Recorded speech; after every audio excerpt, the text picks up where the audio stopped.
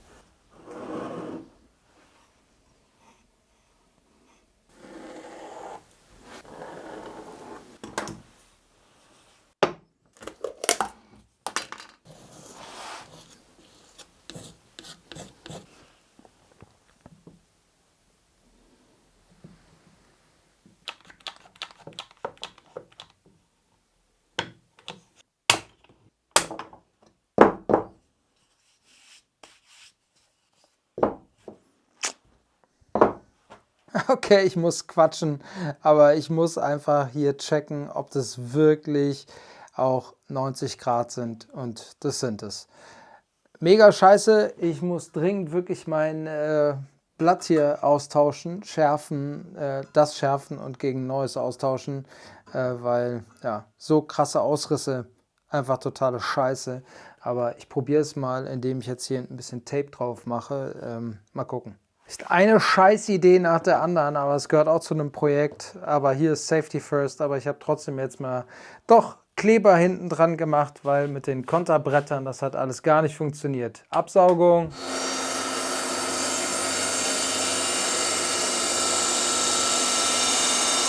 Ach, scheiß drauf. Okay, dann müssen wir eine andere Methode suchen. Ich habe leider keine andere Säge und mit der Bandsäge will ich es nicht machen, da wird es nämlich garantiert schief. Weiß ich. Ich werde es jetzt einfach mit der Japan-Säge aus und dann vielleicht mit einem Bündigfräser oder so. So, okay, da sieht man auch, wie das Sägeblatt hier gekämpft hat. Aber der Ausrisstrick hier mit dem Tape, das hat auf jeden Fall super funktioniert. Könnte ich eigentlich mit einem Bündigfräser, aber wir probieren das nochmal auf der Kreissäge. So, jetzt brauchen wir 1 cm Löcher. Auch hier bei 1, bei 3, bei 5 und dann noch bei 7. Die ziehen wir uns mal eben runter. Wie gesagt, Leute, das muss nicht gerade sein. Das muss nur funktionieren. Und da wir das alles schön von Hand machen, habe ich jetzt hier meinen Riesenbohrer. Warte mal. Da habe ich jetzt meinen Riesenbohrer und mit dem habe ich hier vorne ein Tape dran gemacht, ca. 3 mm Abstand gelassen, weil die Neodym-Magnete sind 3 mm, die da reinkommen. Und ja, jetzt werden wir mal bohren, ne?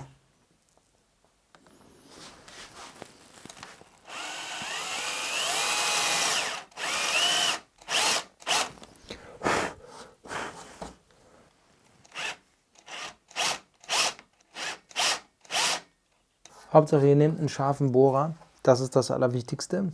Wir brechen mal kurz die Kanten, machen die alle schön frei und dann kann da eine Spezialklebelösung rein und die mischen wir jetzt gleich mal an. Ach nee, stopp.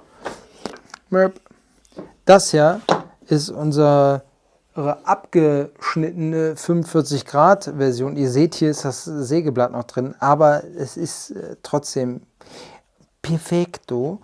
Und das hier, das werde ich nachher mit der Säge als erstes Sägeprojekt quasi absägen. Das ist und bleibt ein Jig und muss keinen Schönheitspreis gewinnen.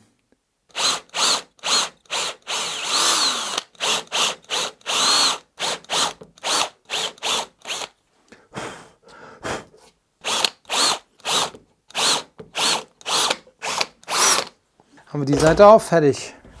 Das sieht doch top aus. Das sind die Neodynmagneten, die da reinkommen. Hier die kleinen runden Viecher. Ne?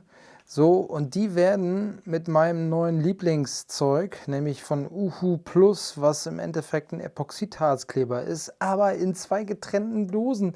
Und ich habe die immer nur in diesen Zusammenspender-Dingern gesehen. Mega, mein neues Lieblingszeug. Werdet ihr in fast jedem, und ich glaube im letzten oder im nächsten Projekt habe ich das auch direkt verwendet. Ultra geil. Damit klebe ich die jetzt ein und vielleicht kann ich die einfach nur so reinpressen. Kranker Shit, die manchmal da nicht so ganz reinpassen wollen. Dann nehmen wir uns halt einfach einen Bohrer und bohren nochmal nach.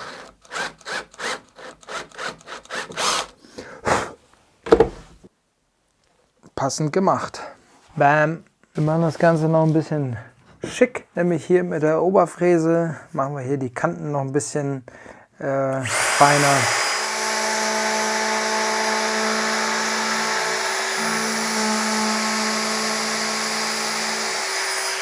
Dann kann nämlich hier nicht wirklich was abbrechen.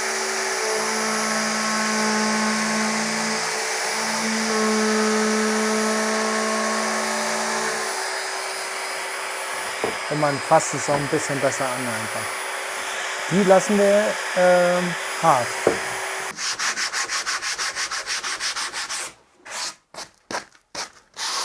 Und das halt alles aus Restholz. Und so muss der Jig aussehen. Top. Und da werden wir direkt mal checken, denn Rundholz ist ja quasi die Pest zu schneiden. Und selbst bei Rundholz kann ich hier es anlegen, meine Säge dran und ab die Post.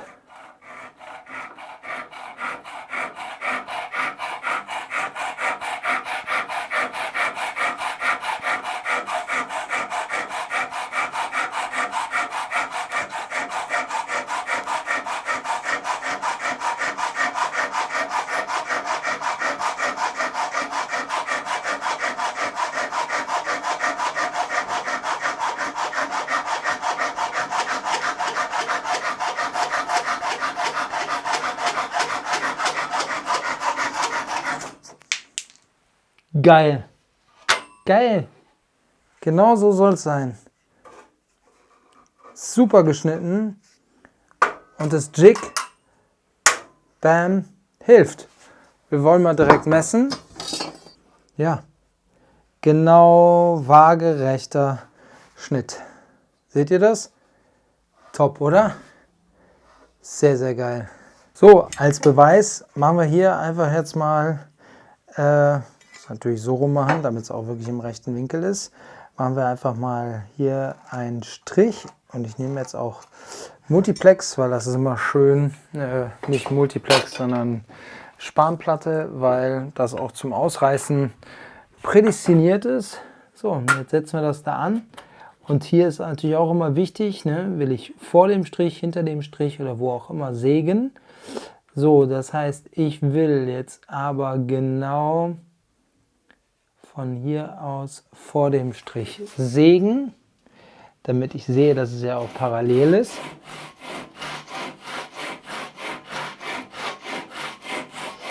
Aber alleine, dass sie schon so gehalten wird, die Säge,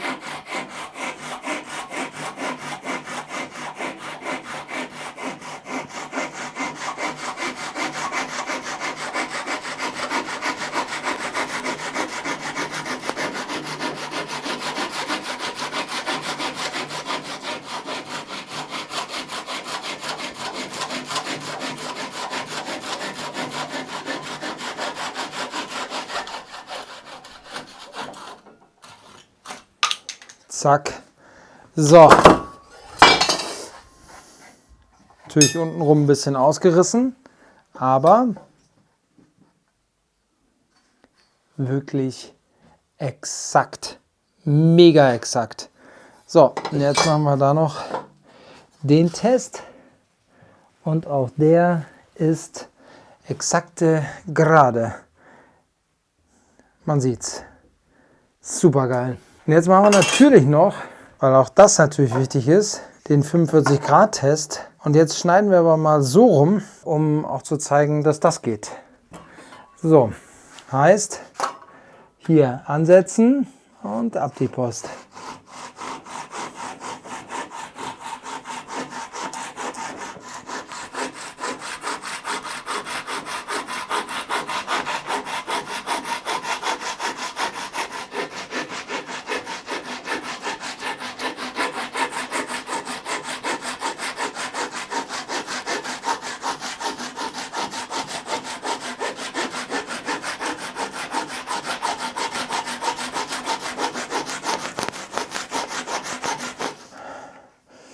Boah, es ist auf jeden Fall anstrengender.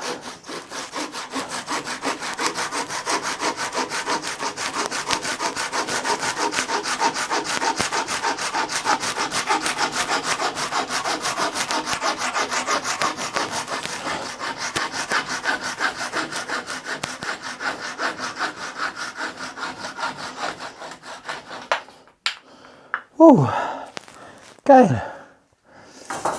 Tipptopp. Zieht euch das mal rein. Warte. So, dann machen wir einen Spalttest.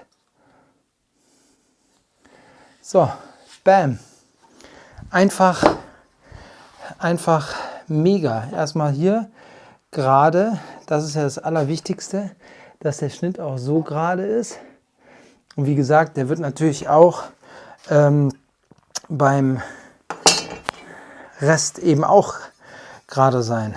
So, und hier 45 Grad. Und damit wir sehen, dass es auf beiden Seiten richtig ist, messen wir es natürlich auch unten auf 45 Grad.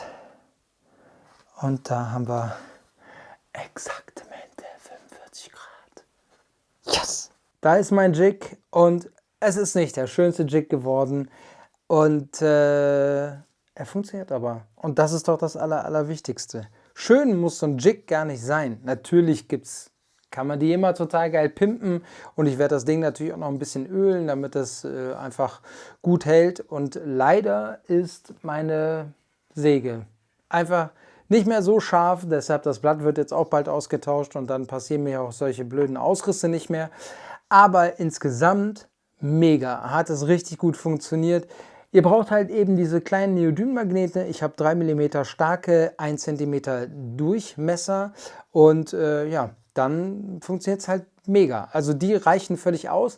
Was ich aber dazu sagen muss, ist, dass das Sägen schon anstrengender ist, weil man natürlich ein bisschen gegen den Zug, den das Sägeblatt jetzt gegen den Jig hat, auch natürlich mitarbeiten muss. Das heißt, es macht es ein bisschen schwerer, aber auch das ist Training, weil was zählt, ist der gerade Schnitt, falsche Seite. In dem Falle habe ich jetzt ja hier eine 45 Grad Seite, aber ihr seht halt eben auch, dass Rundholz auch funktioniert, egal was ihr eigentlich sägen wollt, das funktioniert mit dem Jig. Kleines Projekt, aber ich hoffe, euch hat es gefallen. Baut es auf jeden Fall nach. Das ist echt nicht schwer und es funktioniert egal wie, in welchen Dimensionen. Deshalb gibt es auch keine Bauanleitung dafür. Tackert einfach ein paar Bretter zusammen oder nimmt einfach Restholz. Genauso wie ich. Das ist komplett aus Restholz. Das liebe ich, weil so muss man nichts wegschmeißen und kann es noch weiter verwenden. Und jetzt habe ich auf jeden Fall einen mega Jig, den ich immer wieder verwenden werde auf jeden Fall, weil ich arbeite sehr viel mit meiner Japansäge. Nur jetzt halt gerade. Ich freue mich, dass ihr dabei wart. Lasst auf jeden Fall einen Kommentar hier. Abonnieren ist kostenlos und ich würde mich mega freuen. Also kommentiert, liked, was auch immer. Hauptsache ihr interagiert. Und das Allerwichtigste ist, bleibt gesund und schau eins der nächsten Videos. Und bau den Jig. Sehr geil.